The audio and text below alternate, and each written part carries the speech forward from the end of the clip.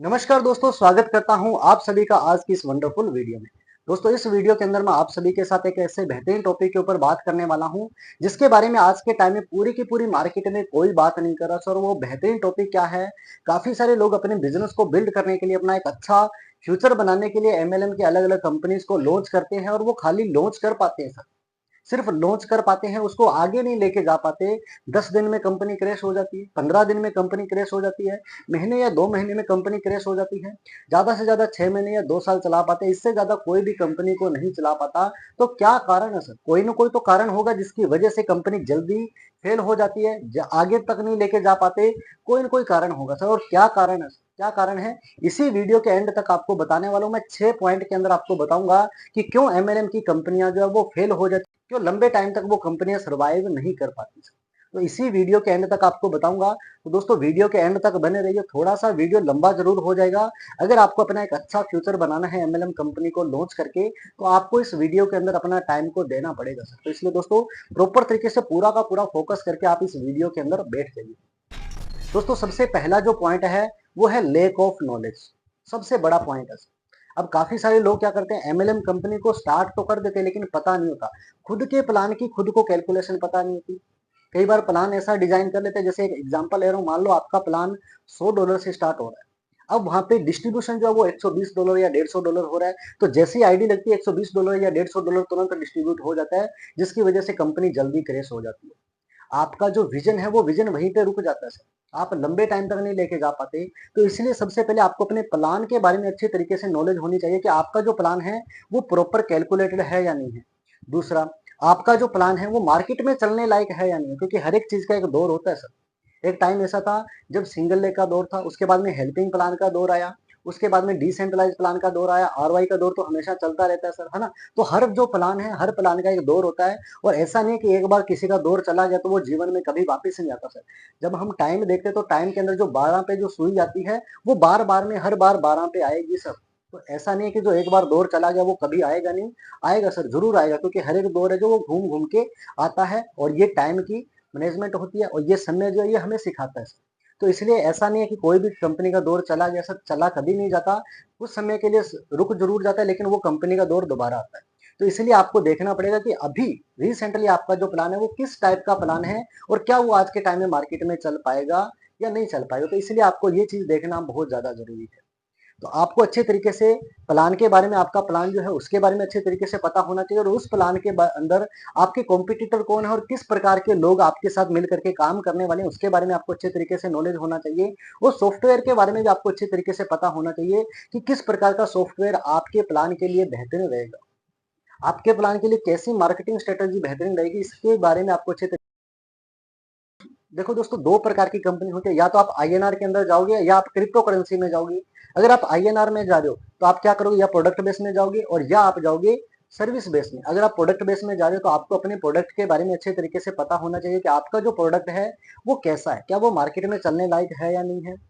आपके legal documents के ऊपर आपका कितना खर्चा आ रहा है, लीगल डॉक्यूमेंट्स कहाँ से बनवाओगे, इसके ऊपर जीएसटी कितना लग रहा है, आपका सर्विस चार्ज, अगर आप सर्विस बेस्ड कंपनी बना रहे हो तो सर्विस चार्ज कितना लग रहा है, उसके ऊपर कितना टैक्स लग रहा है।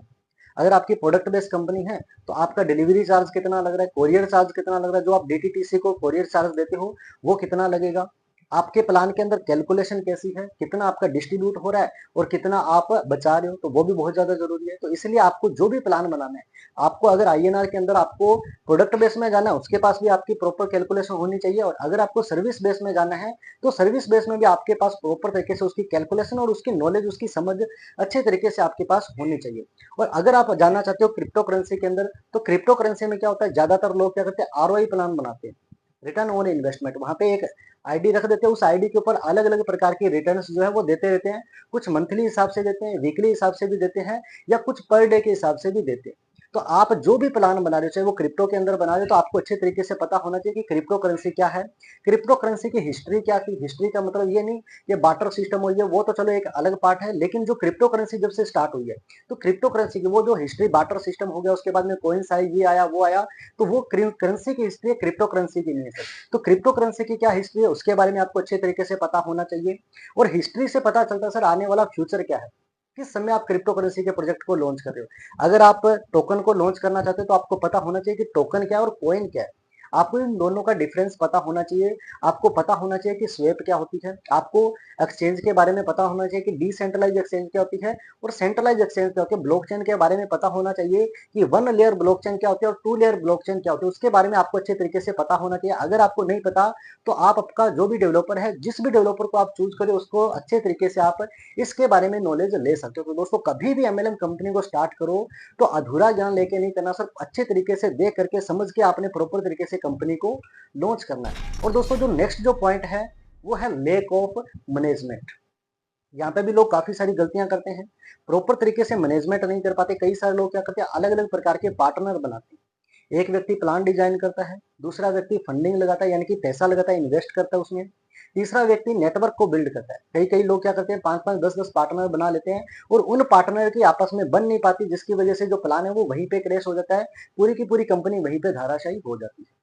उनका विजन प्रॉपर तरीके से नहीं बन पाता। तो इसलिए आपकी जो भी पार्टनर है उनको कम से कम एमएलएम का, क्रिप्टो करेंसी का, या जो भी फील्ड के अंदर आप जानना चाहते हो, आईएनआर में या क्रिप्टो करेंसी में, अच्छे तरीके से उसके बारे में या तो आप उनके साथ बैठो, उनको अच्छे तरीके से समझाओ बताओ, तभी जाके एक अच्छा आपको पार्टनर जो वो लेना है। और मैनेजमेंट के अंदर दोस्तों मनी मैनेजमेंट भी आता है। देखो एमएलएम एक ऐसा सिस्टम है सर, एमएलएम एक ऐसी इंडस्ट्री है जहाँ पे पैसा जो वो बल्क में आता है। स्टार्टिंग में नहीं आता, 2 या 3 महीने तक नहीं आता, लेकिन 3 महीने के बाद जो पैसा आता है सर वो बल्क में आता है, बड़े लेवल पे लोग उसमें पैसा डालते हैं।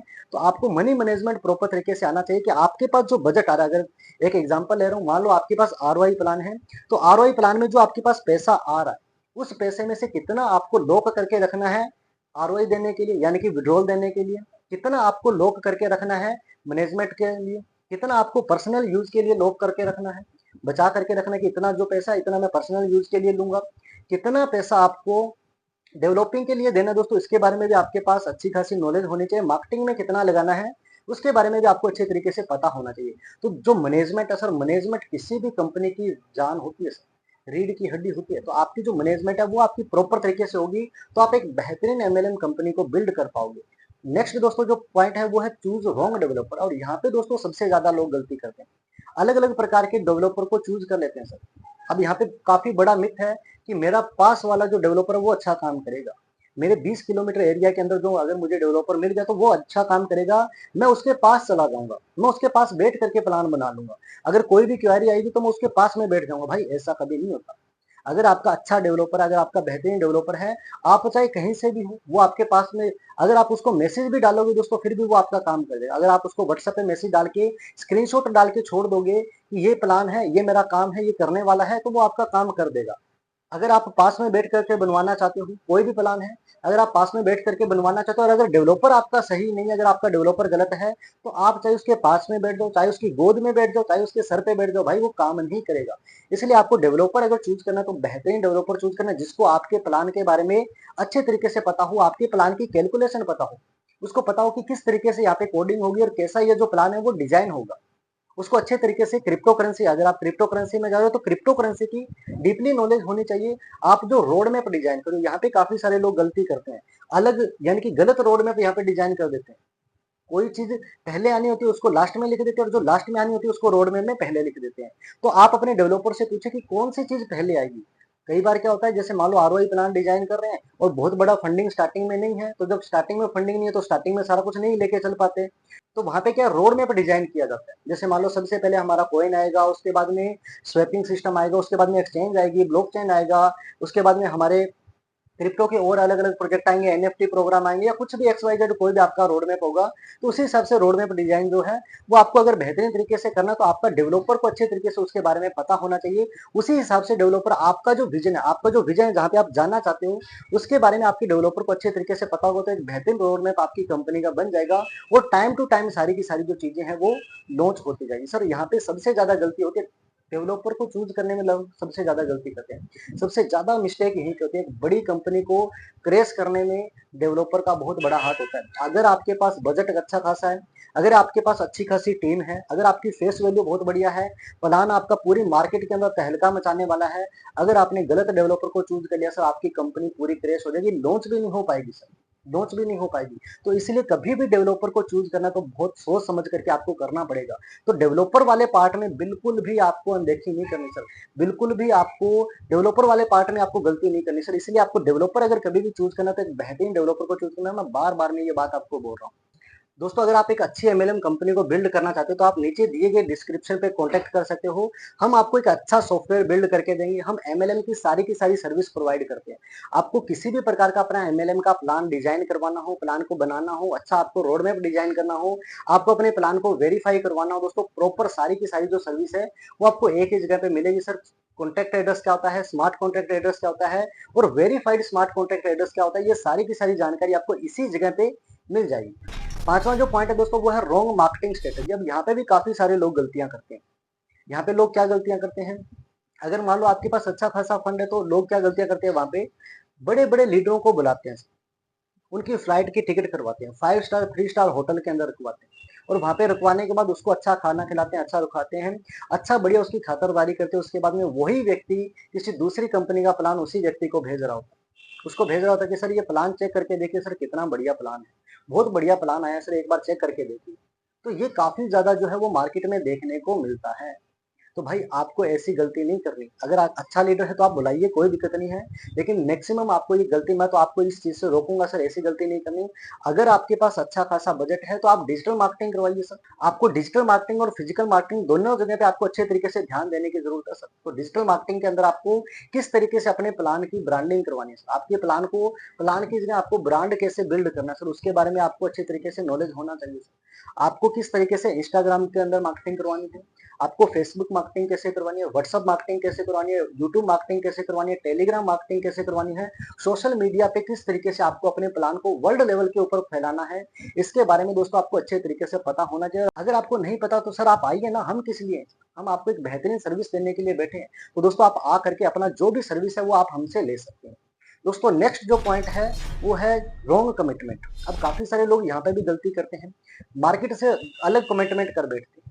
अब मार्केट से क्या बोलते हैं कि हमारा प्लान 5 तारीख को आने वाला है, लेकिन होता क्या है, 5 तारीख से 5 तारीख की शाम होती है, फिर उसके बाद में 6 होती है, 6 के बाद में 6 की शाम होती है, फिर 7 की सुबह, 7 की शाम होती है। ऐसे करते करते 8 तारीख, 10 तारीख, कब 15 या 20 हो जाती है पता ही नहीं चलता और आपकी जो टीम है सर वो किसी और के साथ जुड़ जाती है, फिर वो आपको किसी दूसरी कंपनी का प्लान भेज रही होती है ना। तो ये काफी ज्यादा लोग गलतियां करते हैं, बहुत सारी गलतियां करते हैं। तो इसलिए आपको क्या करना है, प्रॉपर तरीके से मार्केट के साथ जो कमिटमेंट करो कि 5 तारीख को आपका प्लान आएगा, आएगा मतलब आएगा सर, वो आना चाहिए, किसी भी हालात में आना चाहिए, है ना। तो अब यहाँ पे प्लान टाइम पे ना आने का एक बहुत बड़ा रीजन होता है सर डेवलपर। मैं फिर से वही पॉइंट बोलूंगा, डेवलपर जो है, अगर आपके पास अच्छा डेवलपर है तो आपको राइट टाइम पे प्लान डिजाइन करके दे देगा। इसमें कई बार क्या होता है, ओनर की भी गलती नहीं होती, क्योंकि जो डेवलपर है वो उसको टाइम पे दे ही नहीं पाता। जब टाइम पे नहीं देगा तो वो कैसे टाइम पे लॉन्च कर पाएगा सर, है ना। तो इसलिए आपको डेवलपर वाला जो पार्ट है उसके पास आपको बहुत ज्यादा ध्यान देने की जरूरत है सर, उसको अच्छे तरीके से समझिए। डेवलपर का जो पार्ट है उसको अच्छे तरीके से समझिए। आपकी कमिटमेंट मार्केट में तभी परफेक्ट हो पाएगी जब आपका एक अच्छा डेवलपर होगा। अगर आपका डेवलपर अच्छा होगा तो आपको फर्श से अर्श पे ले जाएगा, अगर आपका डेवलपर गलत होगा, अगर आपने गलत डेवलपर चूज कर लिया सर, आपको अर्श से फिर से फर्श पे ले आएगा सर, आपकी कंपनी को क्रैश कर देगा।